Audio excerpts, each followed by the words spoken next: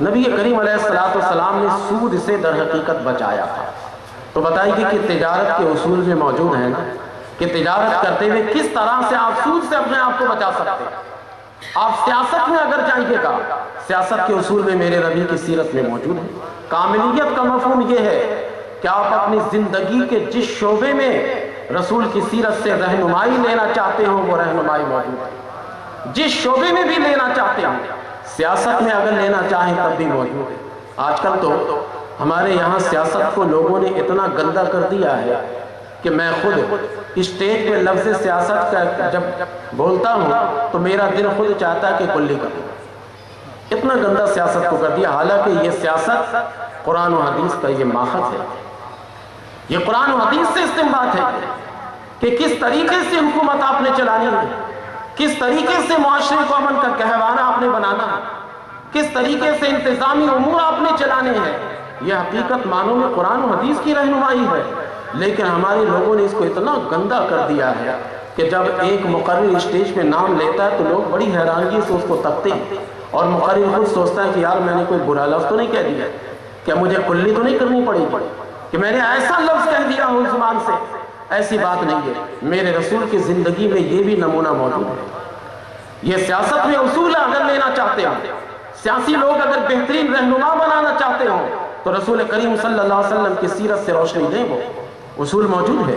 نبی کریم علیہ السلام وصال فرمانے سے پہلے آپ کی دلی خواہش تھی کہ کاش کے ملک شام جانے والا جو راستہ ہے، اس راستے پر جو آبادی ہے اس آبادی کو بھی ہم فتح کریں، تاکہ آسانی سے ہمارے لوگ مدینہ منورہ سے ملک شام تجارت کے لیے جائیں اور تجارت کر کے وہاں سے واپس آ جائیں۔ یہ سیاسی اعتبار سے اس کا قبضہ کرنا بہت ضروری تھا، لیکن نبی کریم علیہ السلام کا وصال ہو گیا۔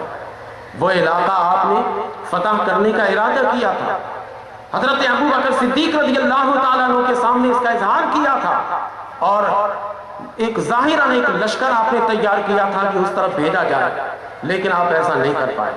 حضرت ابو بکر صدیق رضی اللہ تعالیٰ عنہ رسول کریم صلی اللہ علیہ وسلم کی باتوں کو بہترین طریقے سے سمجھتے تھے۔ انہوں نے خلافت سنبھالنے کے بعد سب سے پہلا کام یہی کیا کہ ایک لشکر تیار کیا اور کہا کہ ملک شام کا وہ راستہ جسے اللہ کے پیارے رسول صلی اللہ علیہ وسلم فتح کرنا چاہتے تھے، جاؤ جا کر اس راستے کو فتح کرو، کیونکہ سیاسی اعتبار سے بڑے فائدے تھے وہاں۔ جب اس راستے کو فتح کر لیں گے تو آسانی سے تجارت کے لیے جا سکتے تھے اور آ سکتے تھے، اور یہ وصول آج ہمارے غیر لیتے دیکھتے ہیں کہ مرکزی حیثیت کون اور کس مقام پر کیا ہے، اسی حصے پر آ کر وہ قابض ہوتے ہیں۔ دیکھتے ہیں کہ پورے ایشیا کو کس طرح ہم کنٹرول کر سکتے ہیں، جو حصہ کنٹرول کرنے کے لیے وہیں پر آ کر بیٹھ جاتے ہیں۔ یہ سیاسی تدبر میرے نبی کی سیرت سے غیروں نے لے لیے، اور ہم بیٹھے ہیں صرف ڈالر بنانے کے لیے، صرف بیٹھے ہیں ہم اپنے مال بنانے کے لیے۔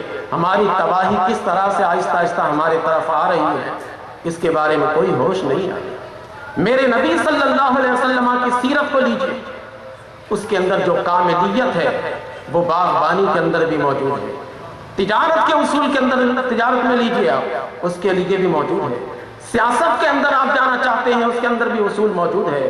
کاملیت کا مفہوم ہی یہی ہے کہ آپ اپنی زندگی کے جس شعبے میں بھی رسول کریم صلی اللہ علیہ وسلم کی سیرت سے کچھ رہنمائی لینا چاہتے ہو وہ موجود ہے، جس شعبے میں بھی لینا چاہتے ہیں۔ اسی وجہ سے ایک دفعہ حضرت عمر فاروق رضی اللہ تعالی عنہ سرکار کی بارگاہ میں آئے اور آج تک کہنے لگے حضور میں ایک رسالہ لے کر آیا ہوں۔ یہ اہل کتاب کے پاس یہ رسالہ تھا، اس کے اندر بڑی اچھی اچھی باتیں، فلاں فلاں اقوال موجود ہے اس کے اندر۔ نبی کریم علیہ السلام خاموش رہے، کچھ نہیں کہا۔ حضرت عمر فاروق رضی اللہ تعالیٰ عنہ نے سوچا کہ شاید رسول کریم صلی اللہ علیہ وسلم نے خاموشی اختیار کیا تو ایک طرح سے ہمیں اجازت ہے۔ وہ ایک کونے میں بیٹھ گئے اور بیٹھ کر مطالعہ کرنے لگے۔ رسول کریم صلی اللہ علیہ وسلم کے چہرہ مبارک کے رنگ تبدیل ہونے لگے۔ حضرت ابو بکر صدیق رضی اللہ تعالیٰ عنہ سمجھ گئے کہ نبی کریم علیہ السلام کو یہ عمل ناپسند ہو رہا ہے۔ آپ نے فوراً حضرت عمر فاروق رضی اللہ تعالیٰ عنہ سے کہا کہ اے فاروق، اے عمر، یہ کیا کر رہے ہوتے؟ رسول کریم علیہ السلام کے چہرہ کو دیکھو کہ سرکار کس قدر غضب کا اظہار کر رہے ہیں۔ آپ نبی کریم علیہ طرف دیکھیے۔ جب انہوں نے دیکھا تو واقعی سرکار کا چہرہ غصے سے سرخ ہو رہا تھا۔ فوراً گھٹنا ٹیک دیتے ہیں، اس رسالے کو ہٹا دیتے ہیں اور ہٹا کر سرکار کی بارگاہ میں ہاتھ جوڑتے ہیں اور کہتے ہیں کہ اللہ کے رسول، ہم اس پر راضی ہیں کہ اللہ ہمارا رب ہے، ہم اس پر راضی ہیں کہ ہمارا دین اسلام ہے، حضور ہم اس پر راضی ہیں کہ آپ ہمارے نبی ہیں۔ جب یہ دیکھا تو سرکار دو عالم علیہ السلام نے فرمایا کہ اے عمر، یہ یاد رکھنا کہ اس وقت اگر حضرت موسیٰ علیہ السلام بھی حیات ہوتے تو سوائے میری پیروی کے ان کے پاس کوئی راستہ نہیں تھا۔ پھر نبی کریم علیہ السلام نے فرمایا کہ اے لوگو سنو، اہل کتاب سے کوئی بھی واقعہ تمہارے سامنے آ جائے، لا تصدقوا ولا تکذبوا، نہ اس کی تصدیق کرو اور نہ اس کی تکذیب کرو، کیونکہ اس کی سند صحیح، تاریخیت صحیح نہیں ہے۔ لہٰذا تصدیق کرو گے تو تاریخیت چاہیے، تکذیب کرو گے تو حتمی چاہیے کہ یہ غلط ہے، لہٰذا خاموشی اختیار کرو۔ لا تصدقوا ولا تکذبوا، نہ اس کی تصدیق کرو اور نہ اس کی تکذیب کرو۔ نبی کریم علیہ السلام نے یہ فرما دیا کہ یہ تو بتاؤ کہ اسلام میں تمہیں کیا کچھ نہیں ملتا جو کسی اور کی طرف جاتے ہو۔ اسلام کے اندر، میری سیرت کے اندر پوری کاملیت موجود ہے، تو دوسری شرط سیرت کے لیے، عالمگیر ہونے کے لیے اور دائمی نمونہ حیات ہونے کے لیے جو دوسری شرط ہے وہ اس سیرت کے اندر کاملیت کا ہونا ضروری ہے۔ نعرہ رسالت، آواز نہیں آ رہی، نعرہ رسالت، علماء سنت، حضور ممتاز ملت۔ تو یہ دوسری شرط ہے۔ پہلی شرط تھی تاریخیت اور دوسری شرط ہے کاملیت۔ اب تیسری شرط کی طرف آئیے، میں مختصر کر رہا ہوں تاکہ چاروں کو آپ سمجھ لیجئے، تاکہ آخر میں یہ آپ فیصلہ دے دیجئے گا کہ واقع ہمارے رسول کی سیرت عالمگیر سیرت ہے۔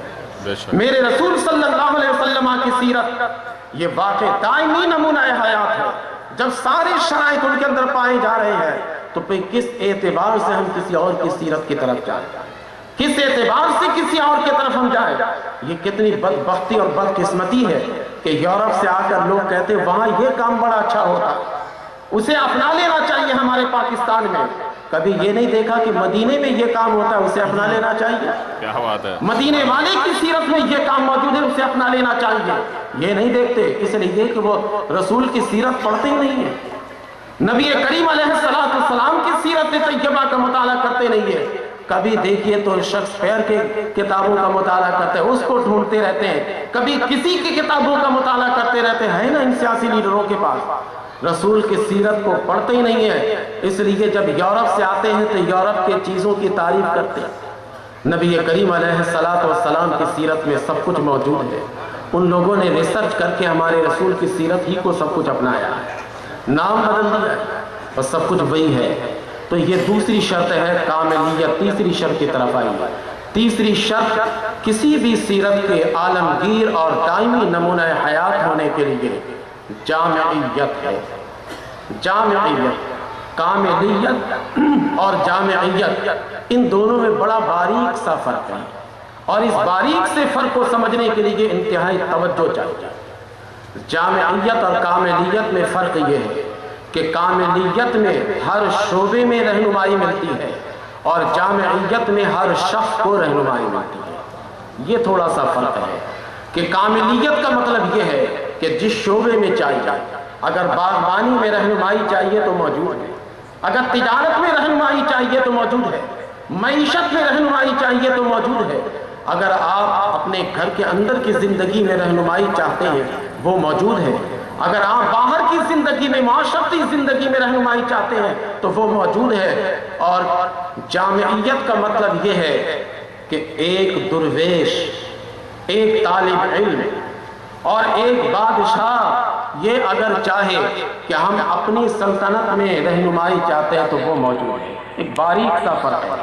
جامع اسی وجہ سے کسی کام کو یا کسی قول کو کہا جاتا ہے کہ جتنے افراد اس کے ہیں سب اس میں اگر شامل ہونا چاہیں تو شامل ہو سکتے ہیں، کوئی رکاوٹ نہ ہو۔ اور معنی کسی کلام کو کہتے ہیں، اس کلام کو معنی کہتے ہیں کہ جس کلام میں غیر اگر شامل ہونا چاہے تو اس کو روک دیا جائے۔ اپنے شامل ہونا چاہے تو کوئی روکنے والا نہ ہو. یہ جامع اور مانع کسی کلام کے ہونے کا مفہوم ہے، اور کسی سیرت کے جامع اور مانع ہونے کا مفہوم یہ ہے کہ جتنے بھی افراد اس کے اندر آنا چاہیں تو وہ سیرت اپنے اندر آنے دیں. بہت باریک